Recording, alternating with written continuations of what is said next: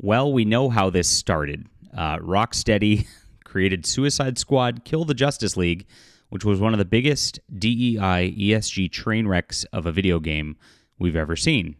That led people to notice that Sweet Baby Inc. was involved. And with Sweet Baby Inc.'s involvement, of course, we had the Sweet Baby Inc. detected, which then exposed a bunch of other video games.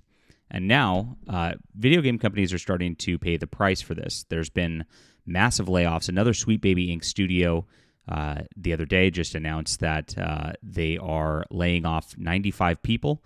The games aren't selling. Video gamers are revolting. And the commentary from the higher-ups has been like, hey, we're just going to ignore this. We got one from Warner Brothers the other day commenting, saying that they're going to ignore the noise from gamers, which is ridiculous. They're the customers. Like, ignoring the noise from your own customers is probably the most insane thing a corporation can ever do, but they keep doing it. Today, we have got a new revelation, which is crazy, which is coming from an inside source inside one of the studios. Vera Dark actually broke this news yesterday, and I want to show you this today because Get Woke, Go Broke is a real thing, and we are going to be changing the video game industry as we keep moving along, keep putting the pressure on, and it is working. So, it's going to be a couple of years of difficult times as these AAA games keep coming out that have been influenced by these evildoers with the ESG crap. But 2-3 years to flatten the curve. These video games are very, very expensive to produce. And if you just wait it out, games will be fun again. Make video games fun again, my friends. And that's what we got today. All right, make sure to hit the like and subscribe button. I really appreciate you guys being here. I'm John Delarose. I'm a sci-fi author and comic creator, and of course, a longtime gamer like you. Really appreciate you being here and being a part of the community. It means a lot to me. I've been loving meeting some great people through all of this, like Smash JT, wonderful guy. Vera Dark, of course, is another one. And we are just building a wonderful community of good persons who actually play games. It's a lot of fun. So the news of the day today, though, comes here, and this is a rumor that Vera Dark was told from somebody who's a source internally with Rocksteady. So she says, "While I usually do not speak on insider information I receive, I do. I think this is one we all have pieced together ourselves. Warner Brothers is internally talking about closing Rocksteady. Holy crap. This comes like I said, they just said in an interview just the other day that they are going to be ignoring the noise in terms of gamers complaining about this stuff, but obviously not. The higher-ups understand, and that's the thing. You get these weird woke people at mid-level management that actually believe in this garbage message that they actually produce, and they lash out at the consumers. But the people who actually have to answer to the shareholders, like David Zaslav, are like, okay, well, this is losing money, so we're gonna have to slash this, and we're gonna see this more and more down the pipeline as it keeps going like this. They're talking about closing Rocksteady or halving their 250 employees after the Suicide Squad Kill the Justice League's bomb. Last month, David Zaslav announced it lost them over $200 million in earnings before interest, taxes, and depreciation year over year. I have heavily covered Warner Brothers games and Suicide Squad Kill the Justice League since its release because of what it represented for Warner Brothers games and a beloved franchise.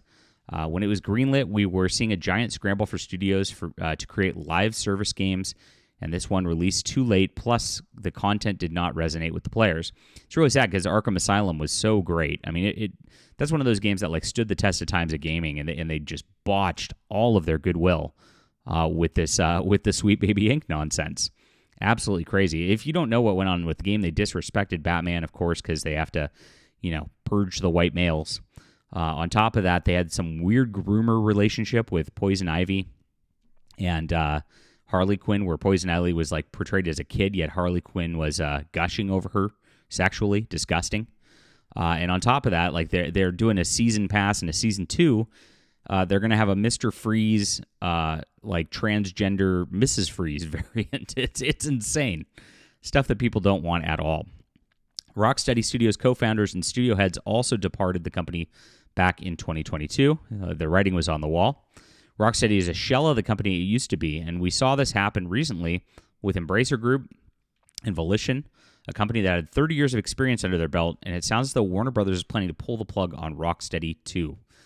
They have no other games publicly announced, and there doesn't seem to be any confidence in them anymore. Even back in 2016, when we got Batman Arkham VR game that was developed by Rocksteady, and the new Batman Arkham Shadow VR game is now being done by Camouflage.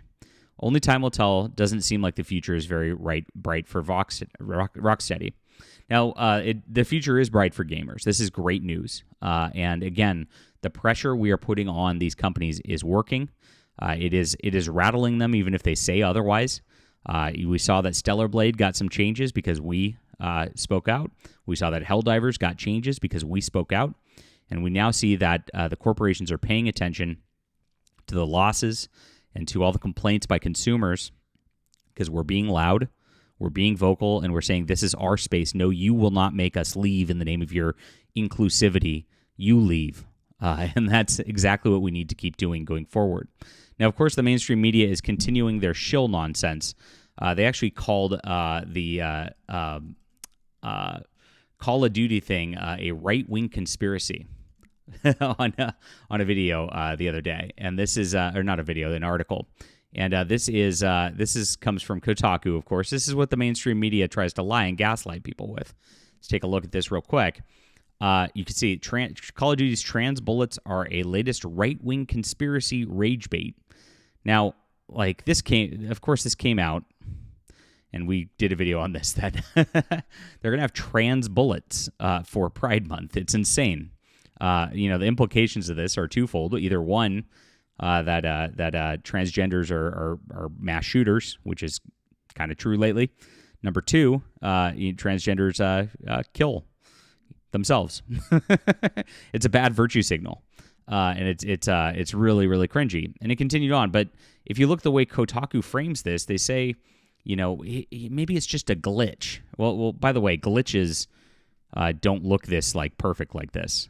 This was intentionally programmed in here, obviously.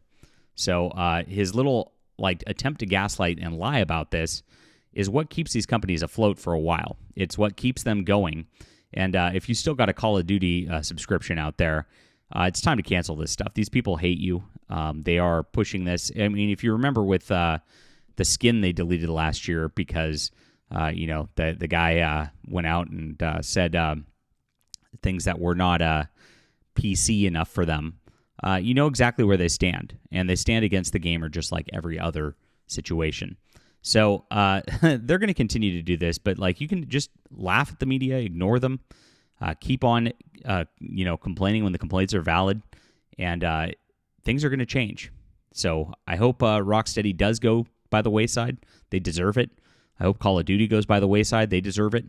And we have a bright gaming future ahead. Leave a comment down below with what you think about this. Hit the like and subscribe button. We'll be back soon.